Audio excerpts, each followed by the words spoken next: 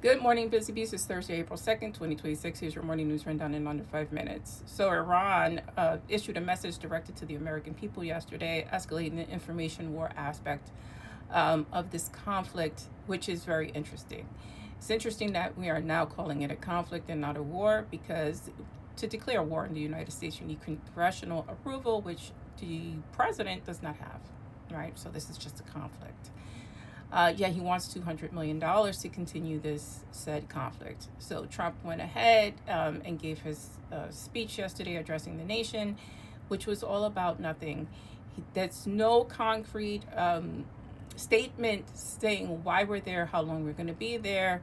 We're going to bomb Iran back to the Stone Ages, but then this should end in a couple of weeks.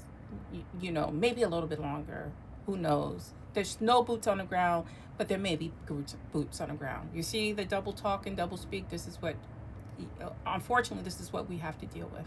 No clear answers, except he did give a clear answer.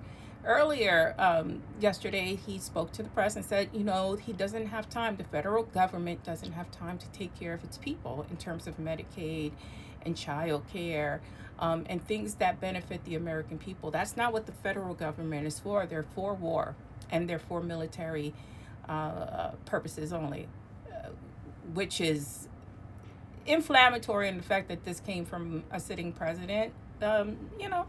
Whatever. This is unfortunately something we're used to, and until Congress gets its act together, or if it'll ever get their act together and replace this government, we shall see. But what he does have time for also is to mess with votes. He's interfering with votes and mail-in ballots, even though he mails his ballot in, which is just lovely. Kristi Noem is reportedly asking for prayers and privacy amid controversy involving her husband, and I say no, because you did not afford that to anyone else. Did you offer your prayers? Did you offer people's privacy in terms of what's happening in their own homes? No, you did not. You invaded that. You posted it on television. You made a mockery of it. And so, no, we're not going to afford you what you did not afford other people. Reporting indicates that Pam Bondi could be replaced, according to coverage from the New York Times. They're reporting that Lee Zeldin should replace her or will replace her. Who knows? Trump is not happy with her because, she's not prosecuting his enemies appropriately, because that's all he has time for as well. Republicans have agreed to move forward in ending the shutdown. They've agreed to everything and putting on hold DHS and ICE funding until later.